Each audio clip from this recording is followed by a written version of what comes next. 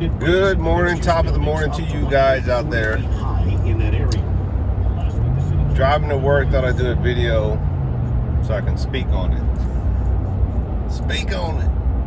All right, let me just say this. The Republicans are going to sweep the floor in this next election. 100%, no doubt, willing to put some money on it. They will definitely sweep the floor. I swear, these kids, they got nothing to do. They start tagging businesses stuff up. Anyway, as I drive into work and I see all these buildings and constructions and growth and buildings, etc., etc., I use that as a measuring to what's happening in the world, what we talk about here on these channels. I'm not a prepper. I'm just a guy who prepares for whatever I think is coming. I have the mindset of a preparedness person, and I'll leave it at that. I've done well for myself as far as that goes. Staying ahead of the curve, or just staying, a step ahead of everybody else as far as that are not of that mindset. But here's what I think. I think that the Republicans are going to sweep the floor in this next election. All right. For many reasons, right? I think that they have the voter remorse or the voter regret of voting who they voted for. And I don't want to make this about a take a poop on who's in office now. Let's put our feelings aside. Let's look at facts. Let's think about this in a logical sense, right? I know that's hard for some people to think logical. Not you guys, but just voters. And let's look at the current situation we're in. Obviously, gas prices, right? Food prices, war overseas, not on our home front, but it is affecting us, right? The economy, the stock market, it did not do good this past weekend, or Monday, I should say. It looked like things were just dropping off to no end. And then I look at all the growth and the building and the nonstop production, right? It's like, how much of that is true, right? I use the growth in the city as a measuring of, if it's that bad, which it is. Let's don't kid ourselves. If it's that bad, why is there so much construction going on? Why is there continuous building? Where is this money coming from? Are they just holding on? And I say they, businesses, right? Private investors, the private sector. Are they holding on to their chips that this is going to flip around, right? Right? Stock market goes up, goes down, etc., right? This gas thing is a yo-yo at this point.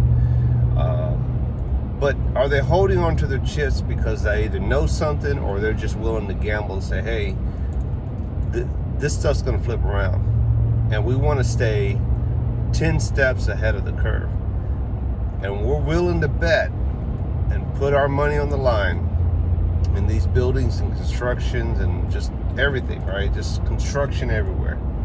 Like, the economy's that bad, why are you guys still building? That they're willing to continue to keep building, right? In order to produce a building to house people, for workers or homes, right? And businesses, or maybe the combination of both, right? They're willing to do that because they feel, either they know or they feel it's going to flip around. And so I use that as that measuring cup of, is it really that bad? It's bad now, but is it going to get better, right? Think about it. Obviously, the renters market has gone up, skyrocketed so high that I think it's just going to push more established 3, 4, 5 generation families out. It's going to drive the elderly on lower fixed income that are no longer working, can't working, and they're just trying to make their money stretch to move further out of town, right? Which means they just have to drive further into town to see their doctors and get their medicines, etc. Right? I mean, the world's a mess. We're not going to kid ourselves here. I'm not going to tell you it'll be fine. But are we wrong? Are we wrong in the sense that we're buying too much into the SHTF?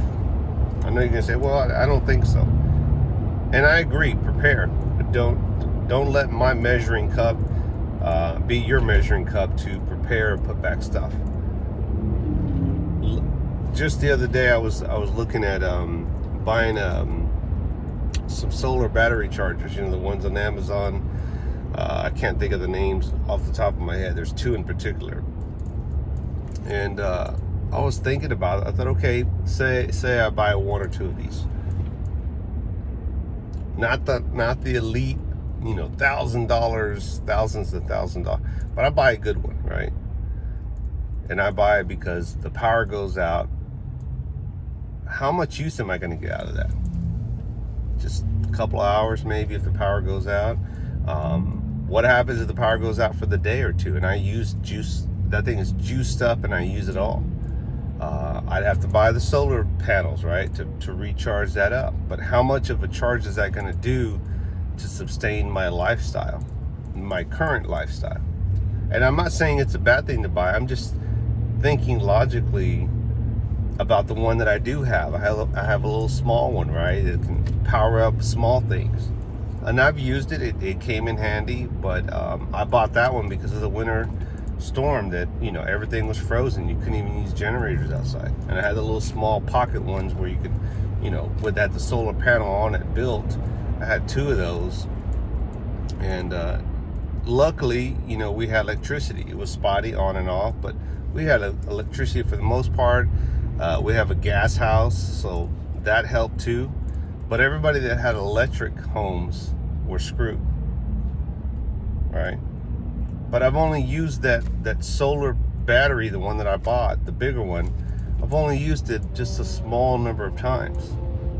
And so could I use that money to invest it in something else, right? To buy more preps or buy, you know, candles, glow sticks, cans of food, supplies that we need.